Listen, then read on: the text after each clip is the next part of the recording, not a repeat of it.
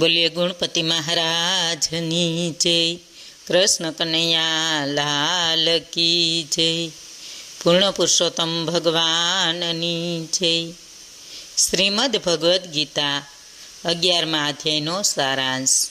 શ્રી કૃષ્ણએ અર્જુનને આધ્યાત્મિક રહસ્ય જણાવ્યું. આથી અર્જુનનો મોહ નષ્ટ થયો. પછી અર્જુને શ્રી કૃષ્ણ સમક્ષ ઈશ્વર સ્વરૂપ જોવાની ઈચ્છા પ્રગટ કરી. આથી શ્રી કૃષ્ણએ અર્જુનને દિવ્ય જ્ઞાન ચક્ષુ આપવાથી વિશ્વ સ્વરૂપ પરમાત્માના દર્શન કર્યા. શ્રી કૃષ્ણ ભગવાનના શરીરમાં સર્વ દેવો, સર્વ પ્રાણીઓ, બ્રહ્મા, ઋષિમુનિઓના દર્શન કર્યા. સમગ્ર પૃથ્વી, આકાશને દિશાઓ તેમનાથી વ્યાપ્ત છે. રાજાઓ, ધૃતરાષ્ટ્રના પુત્રો ભીષ્મ, દ્રોણ, કર્ણ બધા તેમના મુખમાં પ્રવેશ કરે છે. આથી શ્રી કૃષ્ણ અર્જુનને કહે છે કે હું આ બધાનો સંહાર કરવા હાજર થયો છું. હું તેઓનો કાળ છું. તું મોહ ત્યજીને શત્રુઓ ઉપર વિજય પ્રાપ્ત કરી સમૃદ્ધિવાળું રાજ્ય ભોગવ. ત્યારબાદ અર્જુન જણાવે છે કે પ્રભુ, આપનું આવું ભયંકર રૂપ જોઈને હું ભયભીત થઈ ગયો છું. માટે આપ પહેલાના સ્વરૂપે મુંગટધારી, ગદાધારી, ચતુર્ભુજ સ્વરૂપે પ્રગટ થાઓ. આથી શ્રી કૃષ્ણએ પોતાના મૂળ સ્વરૂપે દર્શન આપવાથી અર્જુનનો ભય ટળી ગયો. બોલો કૃષ્ણ કનૈયા લાલ કી જય. વિશ્વ સ્વરૂપ દર્શન યોગ. અધ્યાય 11મો. શ્રીમદ ભગવદ્ ગીતા. અર્જુન શ્રી કૃષ્ણને કહે છે, આપ મને પરબ્રહ્મ આધ્યાત્મિક રહસ્ય કહ્યું, જેથી મારું અજ્ઞાન નષ્ટ થઈ ગયું છે. મેં આપની પાસેથી ભૂતોની ઉત્પત્તિ અને પ્રલય વિશે ખૂબ વિસ્તારથી સાંભળ્યું છે ને આપનું અવિનાશી સ્વરૂપ પણ જાણ્યું છે. ખરેખર આપ જેવા આપને કહો છો તેવા આપ છો. હે પુરુષોત્તમ, આપનું જ્ઞાન, ઐશ્વર્ય, શક્તિ, બળ, વીર્ય, તેજયુક્ત સ્વરૂપને હું પ્રત્યક્ષ જોવા ઈચ્છું છું. આપના તેજસ્વી સ્વરૂપના મને દર્શન કરાવો. અર્જુનને દિવ્ય ચક્ષુ આપ્યા. આથી શ્રી કૃષ્ણએ જણાવ્યું, હે પાર્થ, મારા રૂપો અનેક પ્રકારના વર્ણ અને આકૃતિવાળા છે. તું મારા સહસ્ત્ર દિવ્ય રૂપોને જો. દૈત્યો, વસુઓ, રુદ્રો, અશ્વની કુમારો ને મરુતોને જો.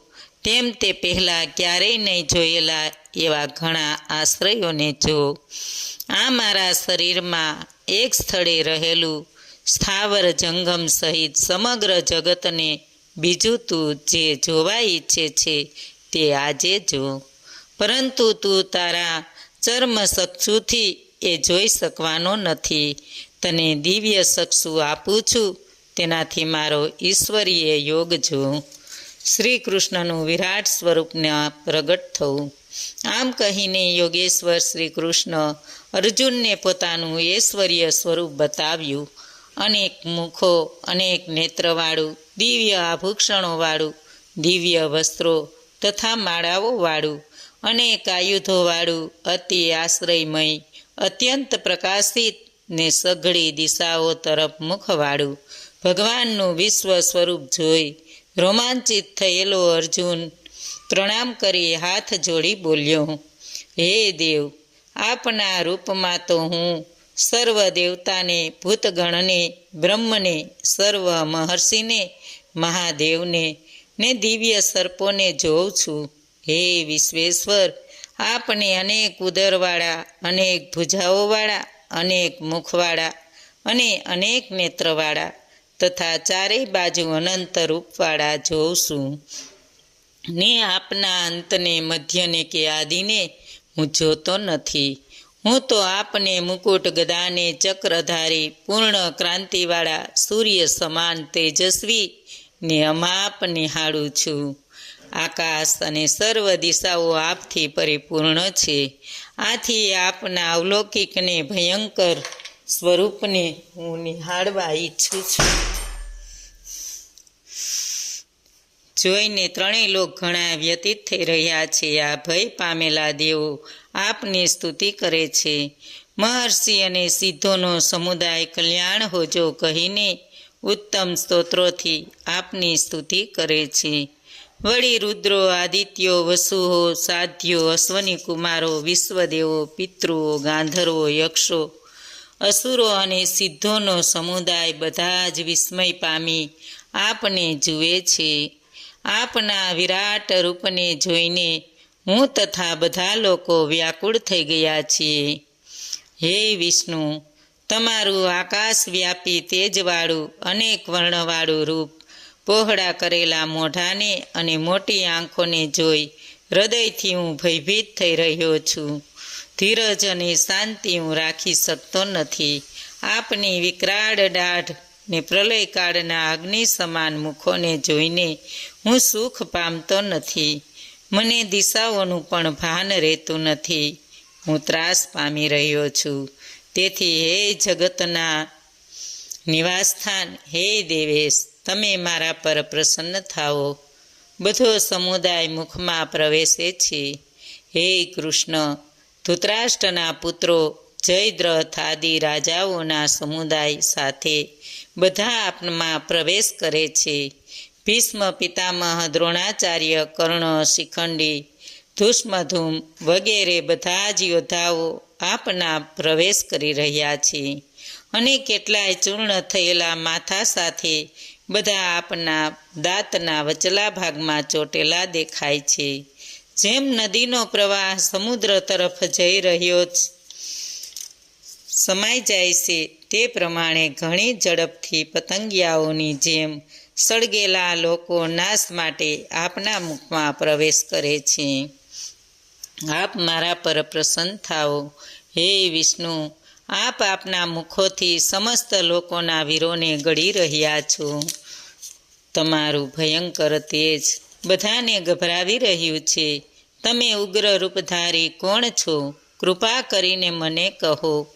આપને નમસ્કાર કરું છું. આપ મારા પર પ્રસન્ન થાઓ. આપના વિશેષ રૂપને હું જાણવા ઈચ્છું છું. આમાંથી કોઈ બચશે નહીં.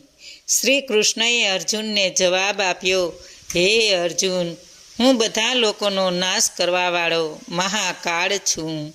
આ સમયે આ લોકોનો નાશ કરવા માટે હું પ્રવૃત્ત થયો છું. આથી કરીને બંને સૈન્યમાં જે યોદ્ધાઓ ઊભા છે તેઓ યુદ્ધ નહીં કરે તો પણ બચશે નહીં, નાશ પામશે. માટે હે અર્જુન, તું ઊભો થઈ જા ને યશ મેળવ. શત્રુઓને જીતીને ધન ધાન્યવાળું રાજ્ય ભોગવ. મેં આ લોકોને પ્રથમથી મારેલા છે. તું તો માત્ર નિમિત્ત રૂપ બની જા. આ દ્રોણાચાર્ય, ભીષ્મ, પિતામહ, જયદ્રથ અને કર્ણ તથા બીજા ઘણા શૂરવીરો યોદ્ધાઓને મારી તું અવશ્ય યુદ્ધમાં જીતીશ. અર્જુને કરેલ સ્તુતિ. આ વખતે સંજય ધૃતરાષ્ટ્રને ઉદ્દેશીને કહે છે, હે રાજન, આ વચનો સાંભળીને ધ્રુજતો અર્જુન હાથ જોડી પ્રણામ કરી ભયભીત થઈ શ્રી કૃષ્ણને કહેવા લાગ્યો, હે અંતર્યામી, આપના નામ અને કીર્તનથી જગત હર્ષ પામે છે. રાક્ષસો ભયભીત થઈ સર્વ દિશામાં ભાગે છે. સિદ્ધોનો સમુદાય નમસ્કાર કરે છે. એ બધું યોગ્ય જ છે. આપ તો આદિ દેવને સનાતન પુરુષો. આપ તો જગતના પરમ આશ્રય અને જાણવાવાળા તથા જાણવા યોગ્ય છો. એટલે આપને હજારો નમસ્કાર હો. આપને આગળથી અને પાછળથી પણ નમસ્કાર હો. આપને બધી બાજુથી નમસ્કાર હો. આપના અનાદર માટે ક્ષમા માગું છું.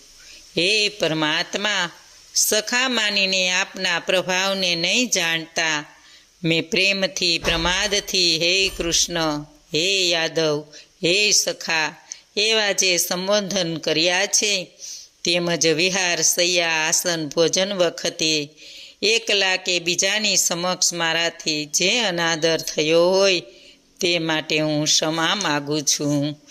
મૂળ રૂપમાં આવવા અર્જુનની વિનંતી. આપ તો સર્વ ગુરુઓના પણ ગુરુ છો. આપના ચરણમાં પ્રણામ કરી વિનંતી કરું છું કે જેવી રીતે પિતા પુત્રના, મિત્ર મિત્રના, પતિ સ્ત્રીના અપરાધને ક્ષમા કરે છે, તેવી રીતે આપ મારા અપરાધને ક્ષમા કરવાને યોગ્ય છો. હવે આપ પ્રસન્ન થાઓ ને કિરીટ કુંડલ શંખ ચક્ર ગદાધારી ચતુર્ભુજ રૂપવાળા થાઓ. શ્રી કૃષ્ણ કહે છે, હે અર્જુન, તે મારું જે આ વિરાટ સ્વરૂપને જોયું તે તારા વિના બીજાએ પહેલાં જોયું નથી. તે રીતે હું ન વેદોથી, ન તપથી, ન દાનથી કે ન યજ્ઞથી જોવાને મળું. તું ભય રહિત થઈ મારું ચતુર્ભુજ રૂપ ફરીથી જો. પાછા ચતુર્ભુજ સ્વરૂપે આ સમયે સંજય ધૃતરાષ્ટ્રને ઉદ્દેશીને કહેવા લાગ્યા, હે રાજન, આ પ્રમાણે કહી ભગવાન કૃષ્ણએ અર્જુનને પોતાનું ચતુર્ભુજ સ્વરૂપ દર્શન કરાવ્યું. અર્જુન આ સ્વરૂપ જોઈ આનંદ પામી બોલ્યો, હે જનાર્દન, આપના અતિ શાંત સ્વરૂપને જોઈને મારું ચિત્ત શાંત થયું છે, મારો ભય દૂર થયો છે ને હું સ્વચ્છ બન્યો છું. મારા ભક્ત મને પામે છે. શ્રી કૃષ્ણ કહે છે, હે અર્જુન, આ રૂપ જોવા દેવો સદા તત્પર રહે છે. તને કહ્યું તેમ વેદાભ્યાસથી, ઉગ્ર તપથી, દાનથી, યજ્ઞથી કે તે શક્ય નથી, પરંતુ માત્ર અનન્ય ભક્તિ વડે મારા ભક્તો મને આ સ્વરૂપે જોઈ શકે છે ને અનન્ય ભક્તિભાવવાળા મનુષ્ય જ મને પામે છે. હે પાંડવ, જે મારો ભક્ત, મારા માટે કર્મ કરનારો, મારે પરાયણ રહેનારો, આસક્તિ વિનાનો ને સર્વ પ્રાણી પ્રત્યે વેર રહિત હોય તે મને પામે છે. ઇતિ શ્રીમદ ભગવદ્ ગીતામાં શ્રી કૃષ્ણ અર્જુન વચ્ચે થયેલ સંવાદમાં વિશ્વ સ્વરૂપ દર્શન યોગ નામનો 11મો અધ્યાય સંપૂર્ણ. બોલો કૃષ્ણ કનૈયા લાલ કી જય.